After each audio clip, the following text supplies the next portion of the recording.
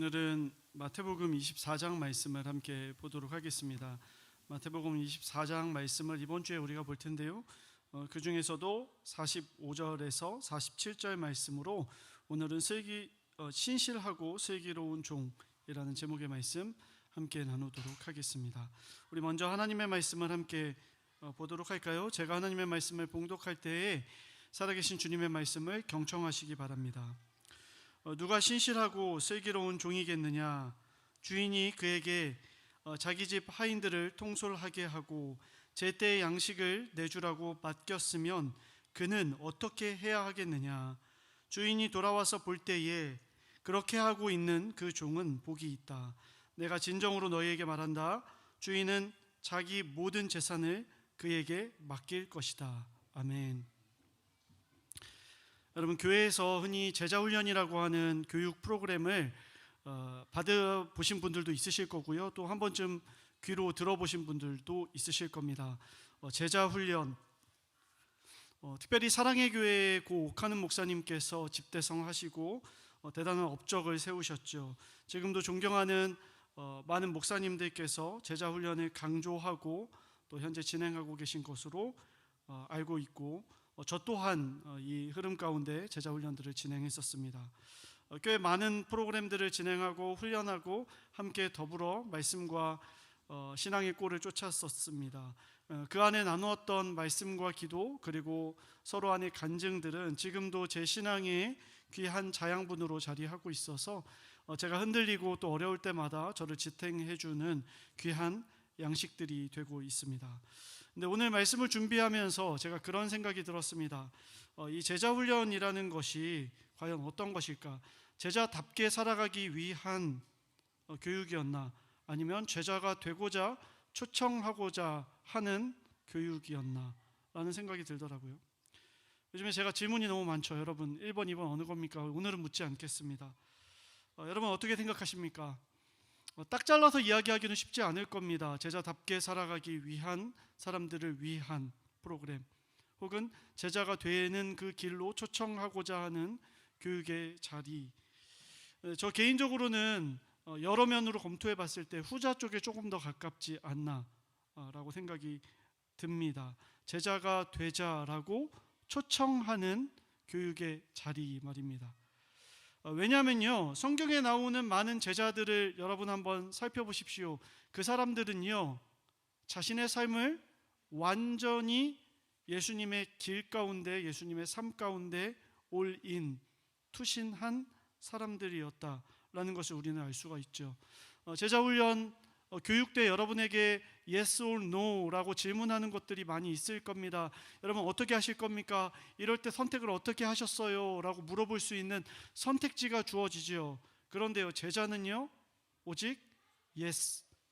내가 주님이 가시는 그 길 가운데 나의 가족과 나의 생업과 나의 모든 가치관을 내려두고 붙잡기로 결정한 사람들을 우리는 성경에서 제자라고 부르고 또 그렇게 보고 있기 때문이죠.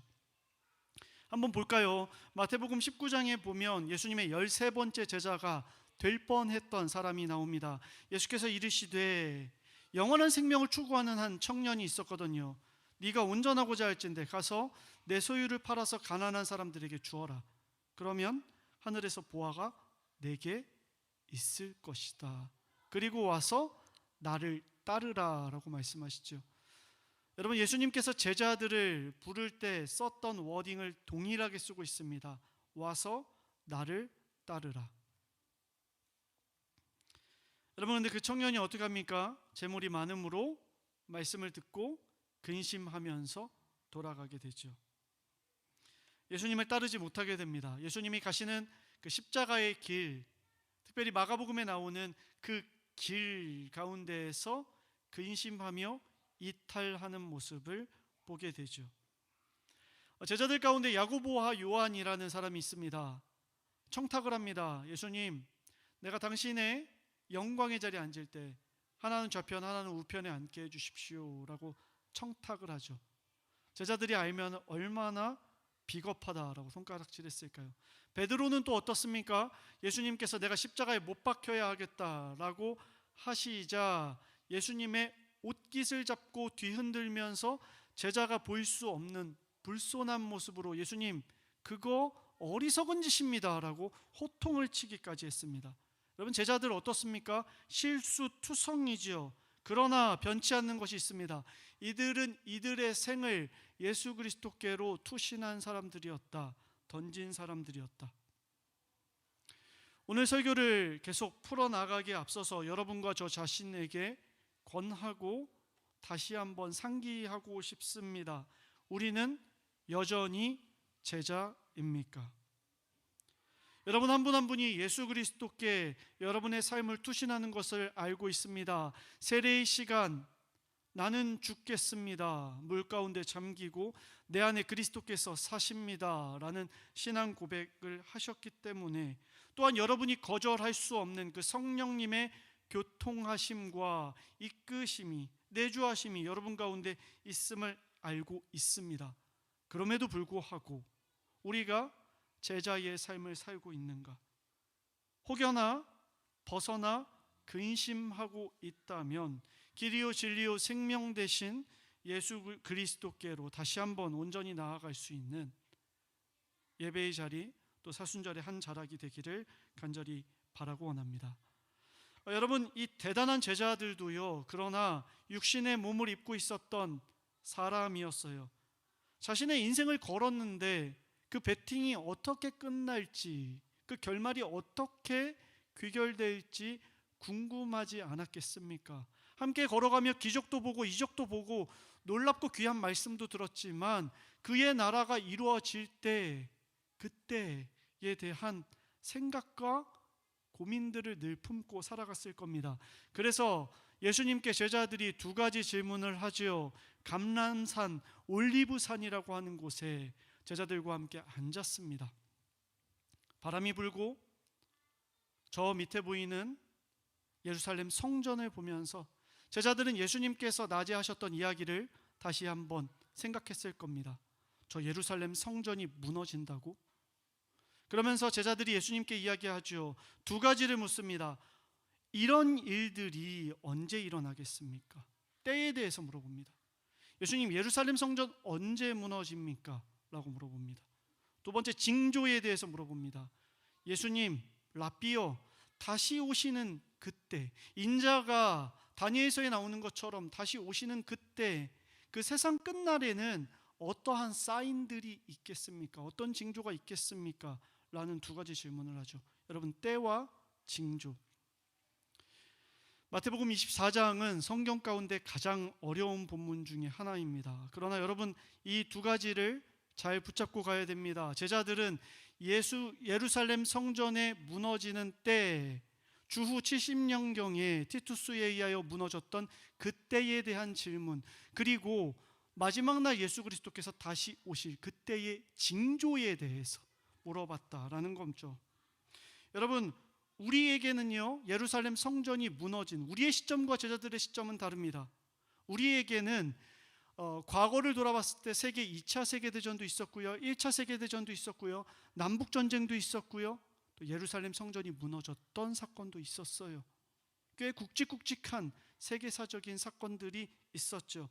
그러나 이 제자들에게는 그의 인생 가운데 예루살렘 성전이 파괴됐던 주후 70년경의 사건, 이것은 세상의 종말에 버금가는 아주 작은 또 하나의 종말과도 같은 것이었다. 마지막 때의 사인과도 같은 것이었다. 예수님께서 이렇게 말씀하시죠. 그때에, 예루살렘 성전이 무너지는 그때에 큰 환란이 닥칠 것이다. 그런 환란은 세상 처음부터 이제까지 없었으며 앞으로도 없을 것이다. 여러분, 앞으로도 없을 것이다 라는 것을 통해서 우리가 알 수 있는 것은 이것이 정말 마지막 때가 아니라 이들이 겪을 역사적인 사건, 즉 예루살렘 성전이 무너진 그때. 여러분, 역사학자들이 이야기하기를 이때에 성전이 무너지는 그때 실제로 큰 전쟁들이 많이 있었습니다. 이때에 역사적으로 많은 지진들이 지중해 연안에 있었어요. 그리고 심각한 기근이 이 지진과 전쟁 때문에 예루살렘 근방에 많은 사람들을 고통 가운데 머물게 했습니다. 뿐만 아니라 우리는 잘 알고 있죠. 예수를 주님이요 그리스도 퀴리오스라고 고백하는 것 때문에 황제를 섬기지 않고 황제가 퀴리오스가 아니라 예수가 퀴리오스입니다 라고 고백하는 그 신앙 고백 때문에 얼마나 많은 박해를 당해야 하는지, 콘스탄틴 황제가 들어서기 이전까지 얼마나 많은 박해를 당했어야 하는지 우리는 알고 있습니다. 불법이 성하고 사랑이 식어가던 시대를 살아야만 했던 제자들, 평화롭지 않은 나날들이 너희들에게 펼쳐질 것이다. 마지막 때까지 그럴 것이다. 그런데 예수님께서 그들에게 아마도 웃으면서 이렇게 말씀하지 않으셨을까요? 그러나 끝까지 견디는 사람은 구원을 얻을 것이다. 이 하늘나라의 복음이 온 세상에 너희를 통하여 이 유대인들뿐만 아니라 이 로마 제국에게까지 전파되는 그때가 반드시 오고야 말 것이다. 내가 약속한다. 견뎌라. 참아라. 깨어 있어라. 여러분, 오늘날 우리 관점으로 다시 돌아와서 살펴볼까요? 아직 끝나지 않은, 예수님께서 이 땅 가운데 다시 인자로 오시지 않은 그때가 언제인지 모르겠으나 그날 우리는 질문할 수 있죠. 우리의 기도 시간에, 우리 예배 자리에, 주님 언제 다시 오십니까? 주님께서 다시 오시는 그날이 대체 언제입니까? 예루살렘 성전이 무너지는 것과 같은, 아니 그것과 비교할 수 없는 정말 인류의 마지막 때는 언제입니까? 예수님 물어볼 수 있죠. 예수님께서는 그 질문에 대해서는 이렇게 말씀하시죠. 그러나 그날과 그 시각은 아무도 모른다. 재미있는 표현이 나옵니다. 하늘의 천사들도 모르고 아들 된 육신을 입은 나도 모른다라고 말씀하십니다. 여러분, 예수님도 모르는 상황, 오직 하나님 아버지만 아신다. 그러므로 이단에 속지 말고 거짓 예언자들과 거짓 그리스도에 속지 말고 너희들이 해야 될 자세가 한 가지가 있는데, 그러므로 깨어 있어라. 너희는 주님이 오실 날을 알지 못하니 제자된 자들아, 너희는 반드시 깨어 있어야 한다. 여러분, 이 말씀을 하실 때에 예수님의 마음이 어떠셨는지, 그리고 하나님의 마음이 어떠셨는지 묵상을 해봤어요. 그리고 어제 우리가 함께 읽었던 본문에 그 하나님의 마음이 고스란히 담겨 있다는 것을 깨달을 수 있었습니다. 세 절의 말씀을 제가 볼까요? 예루살렘아 예루살렘아, 예루살렘아 예루살렘아. 자신의 자식들을 부르는 그 아버지의 심정으로 내게 보낸 그 수많은 예언자들을 죽이고 돌로 치는구나. 암탉이 병아리를 날개 아래 모으듯이 어미가, 아빠가 자식을 끌어안고 보호하듯이 내가 몇 번이나 너희들을 모아서 품으려고 하였느냐. 그러나 너희는 원하지 않았고, 그러므로 보아라, 너희 집은 버림을 받아서 황폐하게 될 것이다. 내가 너희에게 말한다. 너희가 주님의 이름으로 오시는 분은 복되시다라고 말하는 그날까지 너희는 나를 다시는 보지 못할 것이다 라고 하시면서 예수님께서 하나님의 그 애통하는 마음, 한탄하는 마음을 토로하시죠. 예루살렘아 예루살렘아, 내가 너희를 얼마나 품으려고 하는지 아느냐. 그러나 불법이 성하고 너희가 나를 기억하지 않는구나. 내 사랑을 헤아리지 않는구나. 여러분, 예루살렘 성전의 불바다가 되는 그 심판이 하나님께서 요놈 맛 좀 봐라 라고 하신 것이 아니라, 역사를 통틀어 너희가 깨닫기를 바라지만 도저히 뒤돌아서지 않는구나 라고 하며 애통하셨던 그 주님의 심정, 그 불바다가 또 한 번 이루어지죠. 십자가 도상 위에서 인류의 모든 죄로 인하여 불바다가 될 수밖에 없는 그 장소, 십자가 위에 예수 그리스도에게 그 모든 것을 다 쏟으시며 예루살렘아 예루살렘아, 좀 정신을 차려라. 너희를 향한 내 사랑을 왜 깨닫지 못하느냐. 찢어지는 마음으로 십자가 위에서 죽으시는 예수 그리스도를 바라보시지 않으셨을까요? 여러분, 마지막 날 마지막 때를 우리는 살아가고 있습니다. 주님께서 말씀하시죠. 모두가 깨어있는 심정으로 오늘도 예루살렘아 예루살렘아 부디 내 사랑을 기억해 주렴. 예루살렘아 예루살렘아 내 존재를 기억해 주렴. 내가 반드시 너희를 신원하고 구원하겠으니 끝까지 견디고 참고 인내한다면 내가 너희에게 약속의 말씀 주겠으니 부디 이것을 기억해 주렴. 여러분, 예수님께서도 그 하나님의 비통한 마음을 예화를 들어서 말씀하십니다. 누가 슬기롭고 신실한 종이겠느냐? 여러분, 답은 나오죠.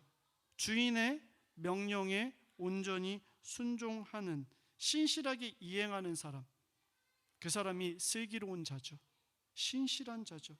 여러분, 그 신실하고 슬기로운 자에 대한 약속의 말씀이 여기 있습니다. 돌아올 때에 그들은 복될 것이다. 내가 하나님 나라를 그들에게 약속하겠다. 내 모든 재산을 그들에게 맡기고 하나님 나라를 영원히 누릴 수 있는 복을 허락하겠다. 그러니 부디 신실하고 지혜롭게 깨어 있어라. 여러분, 예루살렘 성전이 무너질 때에 제자들에게 하셨던 그 말씀과 동일합니다. 끝까지 견디는 사람은 오늘날에도, 이 마지막 때를 살아가는 우리들에게도 끝까지 인내하며 견디는 사람은 구원을 얻을 것이다. 그 사람은 복음이 전파되어서 하나님 나라를 소유하게 될 것이다 라고 말입니다. 혹자는 이렇게 반문할 수 있습니다. 그때랑 지금이랑 다르지 않습니까? 제자들이 살아가던 그 시기, 그리고 주후 70년까지는 실제로 기근이 있었죠. 실제로 지진이 있었고 전쟁이 있었습니다. 그러나 오늘날 세계 속에 그런 일들이 일어나고 있지만 이 대한민국 의왕과 안양과 과천 지역은 그렇지 않거든요. 너무나도 평안하고 평안하잖아요. 안전하잖아요. 상황이 너무나도 다르잖아요. 예수 그리스도를 믿는다고 해서 누가 나를 핍박합니까? 오늘 교회에 오는데 누가 나에게 해코지를 사람이 있었습니까? 너무나도 수월한 세상 살아가고 있는 거 아닙니까? 여러분, 과연 그렇습니까? 정말로 그렇습니까? 제가 2013년도 여름에 청년들을 데리고 중국과 북한 접경 지역에 있는 단둥이라는 지역에 2주 동안 선교 여행을 떠났습니다. 그때 그 여름에 제가 섬기던 교회에 많은 청년들이 해외로 선교를 나갔어요. 누구는 브라질로 가고, 누구는 미얀마로 가고, 누구는 말레이시아로 가고, 누구는 필리핀으로 가고요. 제가 인솔하는 중국 팀은요, 인기가 없었어요. 첫 번째 이유는 제가 인솔해서였을 것이고, 두 번째 이유는 여러분 잘 아시잖아요. 중국에서는 예수님의 옛자도 이야기할 수 없는 곳이기 때문에, 다이나믹이 떨어지기 때문에. 실제적으로 그렇습니다. 공산주의 국가이기 때문에 포교를 하는 것이, 예수 그리스도를 전하는 것이 금지되어 있었던 곳이었습니다. 그래서 법은 지켜야죠. 그래서 우리가 그곳에서 어떻게 살 거냐면 2주 동안 한류 열풍이었기 때문에 한글 학교를 진행하자라고 결정을 했습니다. 열심히 준비해 갔어요. 한글을 어떻게 가르칠지에 대해서 고민하고 준비해 갔습니다. 그곳에서 저희는요, 저희끼리 조용히 성경을 읽었고요, 찬양도요, 악기 없이 저희끼리 중얼거리며 찬양하고 기도했습니다. 그런데 한글 학교가 시작되는 그날부터 일주일 동안 역사상 없었던 폭우가 쏟아지기 시작합니다. 정말 무릎까지 물이 잠길 정도로 엄청난 비가 내려왔어요. 비행기가 뜨네 마네, 우리 한국으로 갈 수 있네 없네, 이거 걱정해야 되는 상황이 됐습니다. 여러분, 한글 학교에 몇 명의 중국인들이 왔는지 아십니까? 그들에게 사랑으로 섬기겠다고 저희가 준비해 갔는데 몇 명 왔는지 아세요? 단 한 명도 오지 않았습니다. 저희가 준비해 간 것이 아무것도 할 수 없는 상황. 인솔자였던 제가 걱정해야 될 것은 함께 가는 청년들이 좌절할까봐, 망연자실할까봐. 진짜로 아무것도 못했습니다. 마지막 날까지 물 빼고 청소만 하다가 돌아오게 됐습니다. 그리고 와서 한국에 도착했어요. 아무것도 한 것이 없지만 그래도 예배당에서 우리 마지막으로 기도하고 찬양하고 예배하고 돌아가자라고 이야기를 했습니다. 짐을 풀고 다 같이 동그랗게 앉아서 무릎 꿇고 찬양을 했습니다. 그런데 그때 놀라운 경험을 했습니다. 2주 동안 우리의 손과 발이 묶여 있었거든요. 내 신앙을 내 노래로 부를 수 없는 곳에서 누군가가 내 입을 막아버린 채로 2주 동안 살았거든요. 그곳에서 그러다가 여기서 기타줄을 튕겼습니다. 그곳에서 그러다가 여기서 우리의 목청을 높였습니다.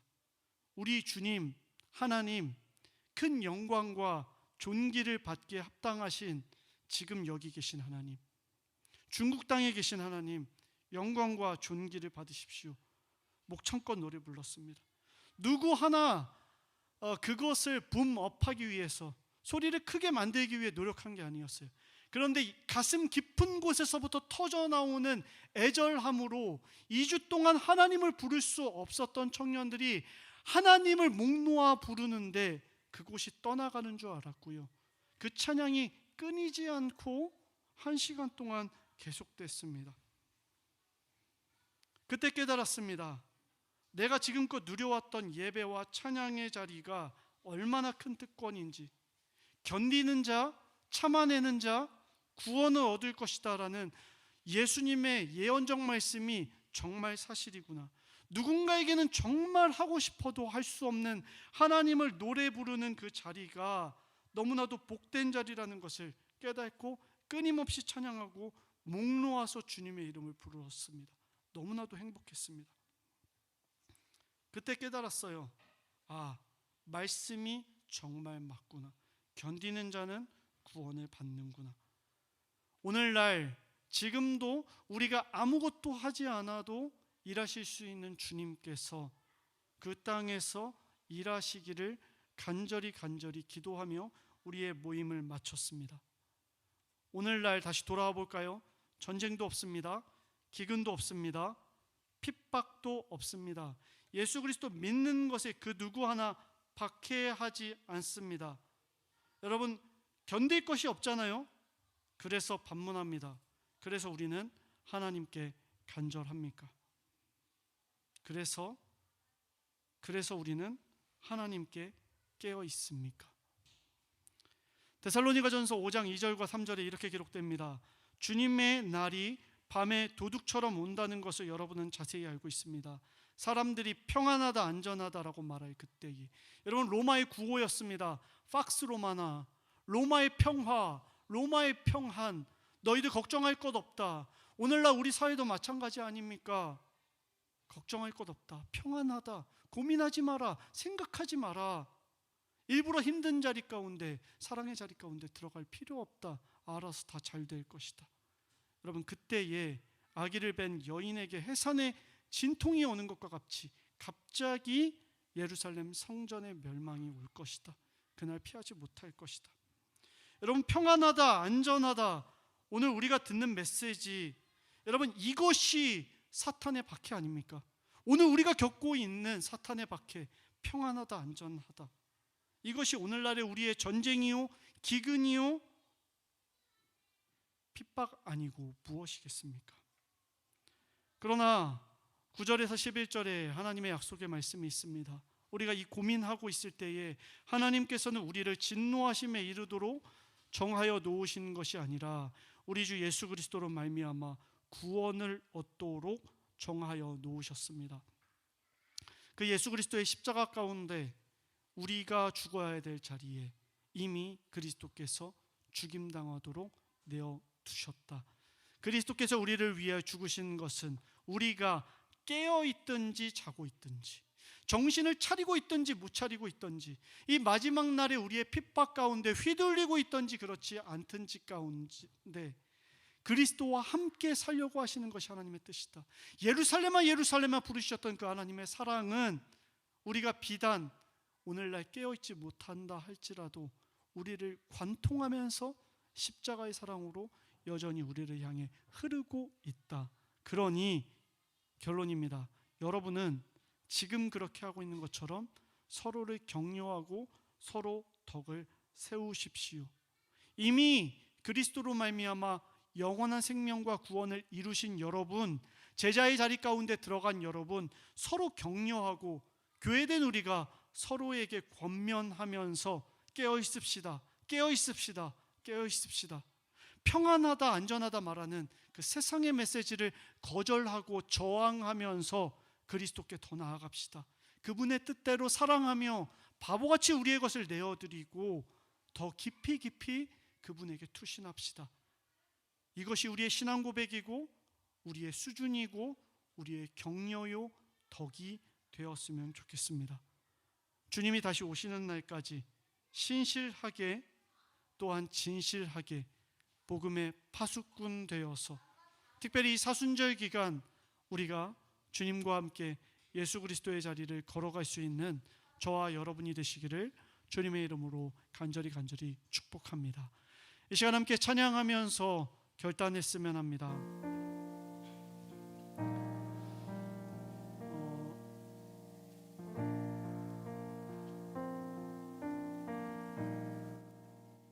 여러분의 신앙은 어떻습니까? 안녕하십니까? 여러분의 하나님과의 관계는 어떠십니까? 안녕하십니까? 세상이 말하는 평안과 세상이 말하는 안전 가운데 하나님과의 관계가 여러분 온전하십니까?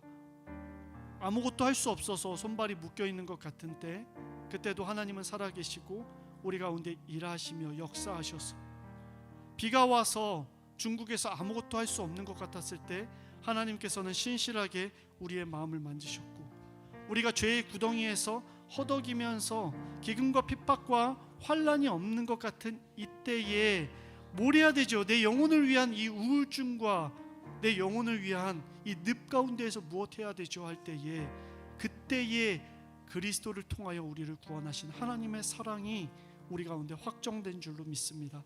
이 시간 하나님을 찬양하면서 우리 주 하나님 존귀와 영광을 이곳 가운데 받으십시오. 우리 가운데 더 신실하게 역사하여 주옵소서라고 우리 하나님을 높이는 찬양으로 우리 마무리하도록 하겠습니다.